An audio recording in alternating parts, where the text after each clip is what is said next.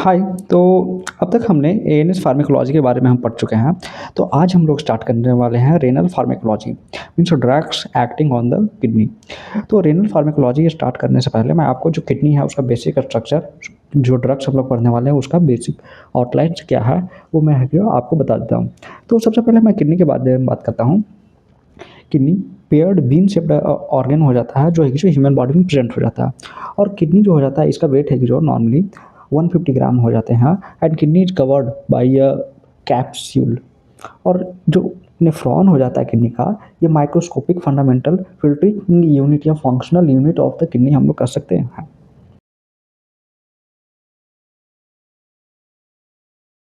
Kidney का जो from outer to inner जो जो स्ट्रक्चर्स प्रेजेंट हो जाते हैं उसके बारे में मैं यहाँ पे बता देता हूँ। तो सबसे पहले सबसे आउटर साइड में जो किडनी हो जाता है उसके सबसे बाहर जो कवर किया हुआ स्ट्रक्चर होता है इसको हम लोग कैप्सूल कहते हैं। देन इसके बाद एक जो आउटर कॉर्टेक्स आता है और इसके बाद इनर मेडुला आ जाता है। तो मेडुला के अंदर जो किडनी हो जाता है, यानी कि जो यूरिन फॉर्मेशन होता है, तो यूरिन का जो फॉर्मेशन होता है उसका एक जो पाथवे क्या हो जाता है किडनी के अंदर, उसके बारे में मैं अभी बता रहा हूँ। तो इनर मेडुला में यूरिन का फॉर्मेशन होता है। From the inner medulla it's are going to the renal pyramids. 8 से 10 रेनल पिरामिड होते हैं इनर मेडुला से renal pyramid. And these renal pyramids are going to terminate in renal papilla. और ये रेनल पेपिला एक जो माइनर कैलिक्सेज में और ये माइनर कैलिक्सेज मेजर कैलिक्सेज में ओपन होते हैं, जो फर्दर एक जो रेनल पेल्विस में जाके ओपन होते हैं। एंड रेनल पेल्विस से ये जो यूरिन होते हैं कलेक्ट होके यूरेटर में जाते हैं और फर्दर यूरिनरी ब्लैडर में जाते हैं। तो ये हो गया fundamental covering structure of the kidney. और यूरिन जो फॉर्मेशन होता है उसका मतलब पाथवे क्या हो जाता है। तो किडनी के बेसिक स्ट्रक्चर को देखने के बाद अब हम लोग मैं आपको बता रहा हूँ किडनी का जो फंक्शनल यूनिट होता है, जो फिल्टरिंग यूनिट होता है, नेफ्रॉन, उसके बारे में। तो नेफ्रॉन का मेनली एक जो दो पार्ट हो जाते हैं, एक ग्लोमेरुलस, दूसरा एक जो लॉन्ग टिब्यूल। और जो लॉन्ग टिब्यूल हो जाता है उसके पार्ट में आ जाते हैं PCT, proximal convoluted tubule, loop of Henley, distal convoluted tubule, collecting duct. तो ये है कि जो एक नेफ्रॉन का बेसिक सा स्ट्रक्चर यहाँ पे जो दिखाया गया है, जिसमें ये वाला जो पोर्शन हो गया इट्स द थिंग जिसको हम लोग मोमेंट्स कैप्सूल कहते हैं। जो ब्लड वेसल्स का मेसवर्क यहाँ पे है उसको हम लोग ग्लोमेरुलस नाम देते हैं।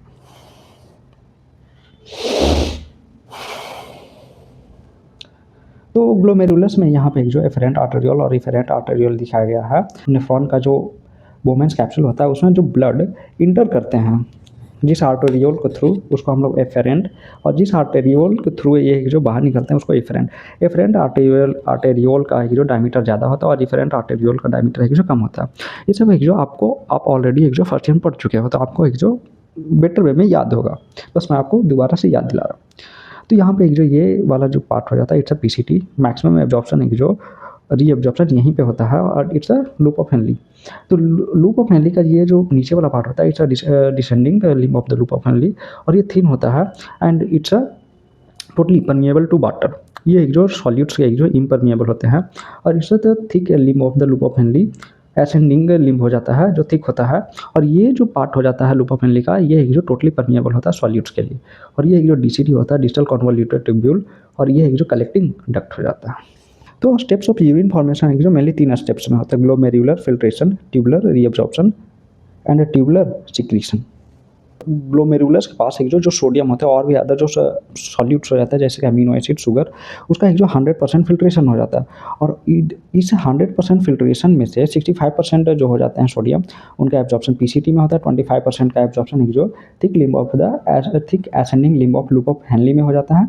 एंड 5 to 8% का एक जो early part of the DCT में हो जाता है। और 1 to 2% सोडियम का एब्जॉर्प्शन कलेक्टिंग डक्ट में हो जाता है। कि जिधर एक जो सोडियम जाता है वाटर का मूवमेंट फ्लो है कि जो उधर ही होता है, बट रिवर्स इसका ट्रू नहीं है। जिधर वाटर जाता है उधर एक जो सोडियम नहीं जाता है, वाटर फॉलोज सोडियम। तो वाटर है कि जो सोडियम को फॉलो करता है, water follow sodium, but reverse is not true. Absorption of sodium is stopped. जब सोडियम का एब्जॉर्प्शन स्टार्ट हो जाता है देन जो सोडियम का क्या होता है लॉस होता है। एंड इस तरीके से वाटर का भी एक जो लॉस हो जाता है, इसी को हम लोग डायूरेसिस कहते हैं। और the drug which perform this process, या फिर जो इस काम को करते हैं उसको हम लोग डायूरेटिक्स कह देते हैं। Diuretics cause a net loss of sodium and water in the urine. इसके एक्सेप्शन में एक जो ऑस्मोटिक डायूरेटिक्स आ जाते हैं, जिसका एग्जाम्पल हो जाता है मैनिटॉल, जो एक जो बिना नाइट्री यूरेसिस किए हुए डायूरेसिस का एक जो परफॉर्म करते हैं। ये मैं जो आगे आप बताऊंगा कि ऑस्मोटिक डायूरेटिक्स कैसे वर्क करते हैं। नाइट्री यूरेसिस कहने का मतलब हो जाता है इंक्रीज्ड सोडियम एक्सक्रीशन या increased loss of sodium ion, और कैली यूरेसिस कहने का मतलब होता है increased loss of potassium ion. तो डायबिटिक्स को मेनली जो 3 पार्ट में क्लासिफाई करा गया है, हाई सीलिंग डायबिटिक्स और high efficacy diabetics, medium efficacy diabetics and weak efficacy diabetics. तो सबसे पहले हम लोग बात करते हैं हाई एफिकेसी डायबिटिक्स बात। High efficacy diabetics are the inhibitors of sodium potassium two chloride को ट्रांसपोर्ट चैनल। और हाई एफिकेसी डायबिटिक्स में एक जो फ्यूरोसिमाइड या फ्यूरोसिमाइड, टोरासिमाइड और बुमेटानीड एक जो आ जाते हैं। अब हम लोग बात करते हैं सेकंड पार्ट के बारे में। It's a medium efficacy diuretics. This are the inhibitors of sodium chloride सिम्पोर्टर।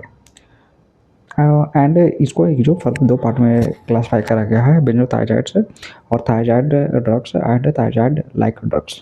तो बेंजोथायजाइड्स और थायजाइड्स में एक जो मेनली हाइड्रोक्लोरोथायजाइड, क्लोरोथायजाइड और थायजाइड लाइक ड्रग्स में क्लोरोथाइलिडोन, मेटोलाजोन होते हैं। अब हम लोग बात करते हैं वीक डायरेटिक्स के बारे में। वीक डायरेटिक्स में मेनली जो 3 तरह के ड्रग्स आ जाते हैं, जिनमें सबसे पहले हम लोग बात करते हैं कार्बोनिक एनहाइड्रेट इनहिबिटर्स के बारे में, और जिनमें एक जो एस्टाजोलामाइड, ब्रिंजोलामाइड लाइक ड्रग्स आ जाते हैं। ऑस्मोटिक डायरेटिक्स भी एक जो वीक डायरेटिक्स हो जाते हैं, और इनमें एक जो मेंथॉल, आइसोसॉर्बाइड आ जाते हैं। और वीक डायरेटिक्स में पोटेशियम स्पेयरिंग डायरेटिक्स आ जाते हैं, और ये पोटेशियम स्पेयरिंग डायरेटिक्स में जो 2 तरह के ड्रग्स हो जाते हैं। एक जो ड्रग्स होते हैं इट्स एल्डोस्टेरॉन एगोनिस्टिक ड्रग्स, जिनमें एक जो स्पाइरोनोलैक्टोन, एप्लिरिनोन आ जाते हैं। और दूसरे तरह का ड्रग्स हो जाते हैं renal epithelium sodium channel inhibitors, ENIAC epithelial sodium channel inhibitors.